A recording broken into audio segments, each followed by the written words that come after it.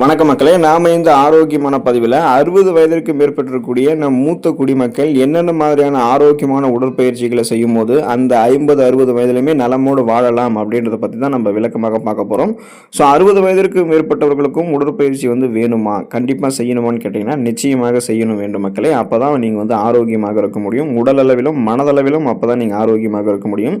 எந்த உடற்பயிற்சியுமே செய்யாமல் இருப்பதை விட தினமும் நடைப்பயிற்சி செய்வது ஒட்டுமொத்த உடல் ஆரோக்கியத்தையுமே மேம்படுத்தும். ஏதாவது நம்மளுடைய உடல் செயல்பாடுகளில் ஈடுபட்டாதான் இதய நோய் வருவதற்கான வாய்ப்புகள் குறையும். சர்க்கரை நோய் உள்ளிட்ட நாள்பட்ட நோய்களுடைய தாக்கமும் குறையும். 60 வயதிற்கு மேற்பட்டவர்கள் நடைப்பயிற்சியும் செய்யணும். சில உடல் செயல்பாடுகளை மேம்படுத்தக்கூடிய வாழ்க்கை நடைமுறைகளில் ஒன்றான நடைப்பயிற்சிகளை தாண்டி உடற்பயிற்சிகளையும் செய்ய வேண்டியது அவசியமாக இருக்கு.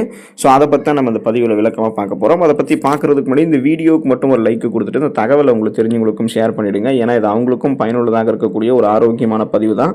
இது போன்ற அப்டேட்ஸ்கள் நீங்கள் தொடர்ந்து பார்க்குறதுக்கு நம்மளுடைய ஹெல்த் நியூஸ் தமிழ் சேனலை மறக்காமல் சப்ஸ்கிரைப் பண்ணி வச்சுக்கோங்க. பக்கத்தில் இருக்கக்கூடிய பெல் பட்டனையும் கிளிக் பண்ணி ஆல் அப்படின்ற ஆப்ஷனையும் செட் பண்ணி வச்சுக்கிட்டீங்க அப்படின்னா நாங்கள் போடக்கூடிய எல்லா அப்டேட்ஸும் உங்களுக்கு நோட்டிஃபிகேஷன் அடிக்கடி சேரும்.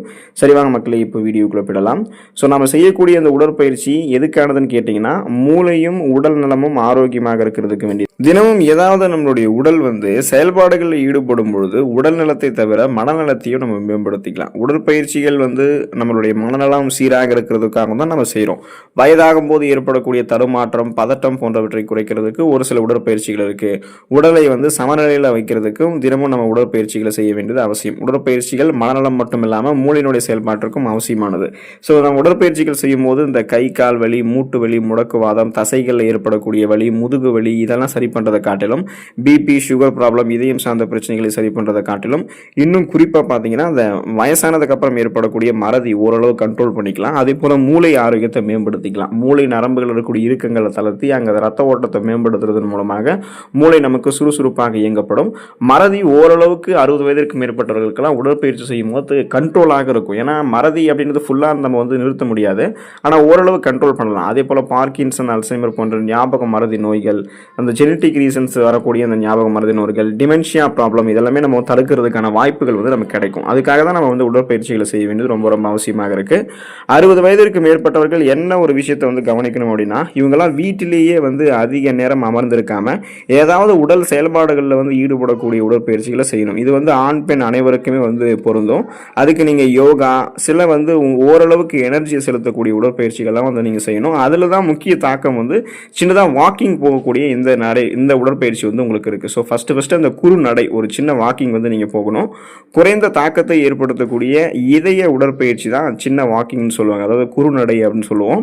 அதிக தூரம் நீங்க நடக்கணும் அப்படின்றது அவசியம் கிடையாது. அதிக தூரம் இல்லாமல் அருகில் 10 முதல் 15 நிமிடங்கள் நீங்க நடக்கும்பொழுது ஒரு இதய ஆரோக்கியம் உங்களுக்கு மேம்படும். ரத்த நாளங்களில் இருக்கக்கூடிய இறுக்கங்கள் தளர்த்தப்படும். பிபி ப்ராப்ளம், சுகர் ப்ராப்ளம்லாம் எதுவும் உங்களுக்கு வராது. கால்கள் உங்களுக்கு வலிமையடையும். எலும்புகள், தசைகள் உங்களுக்கு மேம்பட ஆரம்பிக்கும். உடல் அந்த 50-60 வயதிலுமே சுறுசுறுப்பாக இயங்க ஆரம்பிக்கும். அதுக்கு தான் நம்ம சின்னதாக வாக்கிங் போக வேண்டியது அவசியம். ஏன்னா நடைப்பயிற்சியே சிறந்த உடற்பயிற்சின்னு சொல்லுவாங்க. ஸோ குறுநடை எப்போதுமே நம்ம செய்யணும். இந்த குறுநடை நம்ம தனியாக நடந்து போகலாம், நம்மளுடைய துணையோடு நடந்து போகலாம், நம்மளுடைய அந்த உறவினர்கள் அல்லது நம்மளுடைய குழந்தைகளோடு நடந்து போகலாம்.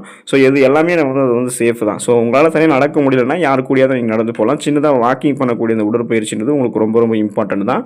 சில நாற்காலி பயிற்சிகள் இருக்குது, அதை செஞ்சு பார்க்கலாம். அதாவது வீட்டில் இருக்கக்கூடிய நாற்காலியில் அமர்ந்துட்டு எழுந்து மீண்டும் அமரக்கூடிய இந்த நாற்காலி பயிற்சி செய்யலாம். இதுக்கு பேர் ஸ்குவாட் பயிற்சிகள்னு சொல்லுவாங்க.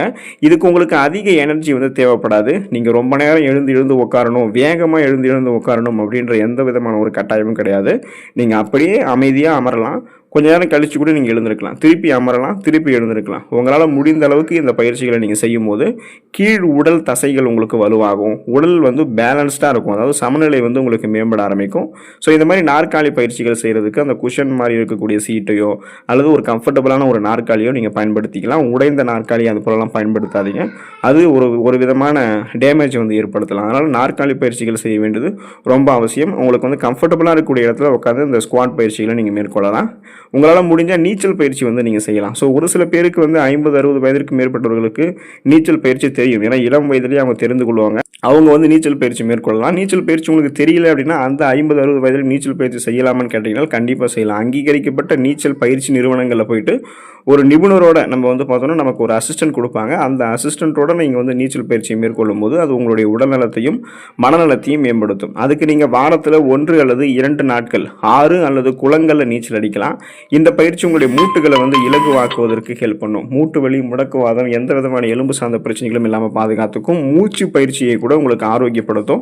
ஸோ இந்த மூச்சு விடுதலை சிரமம் ஏற்படுவது இந்த மாதிரி எதுவுமே உங்களுக்கு வந்து இருக்காது. உங்களால் முடிஞ்ச அளவுக்கு ஓரளவு தம் கட்டி நீங்கள் நீச்சல் பண்ணலாம், அல்லது தண்ணீருக்குள்ளே வந்து மூழ்காமல் வெளியிலேயே நீங்கள் நீச்சல் பயிற்சி மேற்கொள்ளலாம். இது உங்களுடைய கைகள் இருக்கக்கூடிய தசைகள் எலும்புகளை வலுப்படுத்தி உடலை பலப்படுத்தும், மனதையும் அந்த ஆரோக்கியமாக வைக்கும். ஏன்னா நீங்கள் நீச்சல் பயிற்சி செய்யும்போது உங்களோட துணைவரோட பேசிக்கிறது, ஃப்ரெண்ட்ஸோட நீங்கள் பேசிக்கிறது மூலமாக மனத்தில் இருக்கக்கூடிய பாரங்கள், மன அழுத்தம், அந்த ஸ்ட்ரெஸ் டென்ஷன் எல்லாம் எதுவும் உங்களுக்கு இருக்காது. ரிலீஃப் அடைஞ்சு நீங்கள் சுறுசுறுப்பாக இருப்பீங்க, ஆரோக்கியமாக இருப்பீங்க, எந்த விதமான கவலையும் இல்லாமல் இருப்பீங்க.